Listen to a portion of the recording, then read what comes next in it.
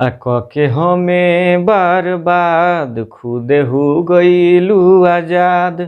नमस्ते प्रणाम। हम आप सबके राइटर दुर्गेश बेदर्दी और हर रोज़ जैसे चैनल के माध्यम से हमारे चैनल के नाम बा राइटर दुर्गेश बेदर्दी, जौन पर हर रोज़ हम गाना लिख के डालनी। एकदम एको रुपया ना लगेला, फुल फ्री गाना लिखेनी। एगो अंतरा एगो मुखड़ा, ऐसे एगो अंतरा मुखड़ा डालनी कि जौन दूसरका अंतरा बा ओकरा खातिर जरा फुल गाना गावे के बा उ हमरा संपर्क कली आ हमारा नंबर पर फ़ोन कली 99 345 29 9 12। वो नंबर पर हुआ फुल गाना मंगा सकतनी और हम रुआ सबके व्हाट्सएप पर भेज सकतनी। और आज एगो बहुत ही ब्रांड गाना लिखले बानी, जौन गाना के नाम बावे कके हमें बर्बाद, सैड सॉन्ग ह। तो आप सबके सुनावे जा रहल बानी मुखड़ा, तो सुनी। मुखड़ा सुनावे जा रहल बानी कि कके हमें बर्बाद खुद हो गईलू आज़ाद, अब न सोवतानी तहर फोटो देखी रोज रोज रुवतानी, तहर फोटो देखी रोज रोज रुवतानी। हो कके हमें बर्बाद खुद हो गईलू आज़ाद, अब न सोवतानी तहर फोटो देखी रोज रोज रुवतानी, तहर फोटो देखी रोज रोज रुवतानी। ई मुखड़ा रहला।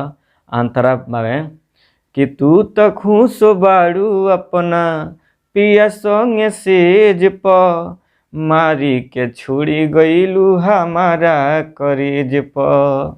हो तू त खुश बाड़ू अपना पिया संगे सेज प, मारी के छोड़ी गईलू हमारा करेज प। आखा के क्रिया कसम जवन दिहलू जखम उहे टुवतानी, तहर फोटो देखी रोज रोज रुवतानी, तहर फोटो देखी रोज रोज रुवतानी। आप सबके सुनौनी एगो अंतरा आ एगो मुखड़ा। तो आप सबके बतावे में मतलब आप सबके सुनौनी है एगो मुखड़ा एगो अंतरा। जैसे कोनो भी गाना में एगो मुखड़ा रहेला, दूगो अंतरा रहेला। तो जो लास्ट अंतरा बा ओकरा के हम लिख के आप सबके बता सकतनी। आप लोग जरा गावे के बा उ हमरा नंबर पर फ़ोन कर दी और उ लास्ट वाला अंतरा हम बना के आप सबके दे देम। काहे कि एगो अंतरा एगो मुखड़ा बना के ऐसे डालतानी कि हम नहीं चाहत कि लंबा वीडियो बनाई, कम वीडियो के स्पेस रही आ कम मिनट के रही तो केहू देखी। और एगो बात बतावे चाहतानी कि जे भी हमरा से संपर्क करे चाहता, गाना लिखवावे चाहता, तो स्क्रीन पर हमारा नंबर बा होदे, आप सब नंबर पर फ़ोन कर सकतनी। और बहुत सारा लोग हमारे फ़ोन भी करता कल परसों से जे भैया गाना लिखवावे के बा। तो कुछ लोग कहता जे भैया फुल फ्री गाना एको पैसा नहीं ले लिखाई का। तो कहे के मतलब बा जे पैसा लिखाई लागी, जे अपना खातिर पर्सनल गाना लिखाई ओकरा खातिर पैसा लागी। और यूट्यूब पर जौन हम डालतानी उ बिल्कुल एको रुपया ना लागी आ फुल फ्री ई गाना बा जौन हम यूट्यूब पर खुद लिख के गा के बतावतानी, एकर एको रुपया चार्ज ना लागी।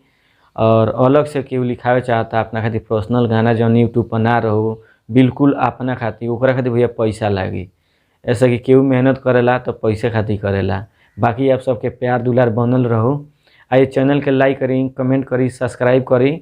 और अच्छा लगे तो जे बढ़िया बढ़िया कलाकार बा अपना ग्रुप में फेसबुक व्हाट्सअप जहाँ जहाँ मर्जी आप शेयर करी, ताकि दिन दुगुना आ रात चौगुना होके चैनल के सब्सक्राइबर व्यूअर्स बढ़ो। चलिए नमस्ते प्रणाम।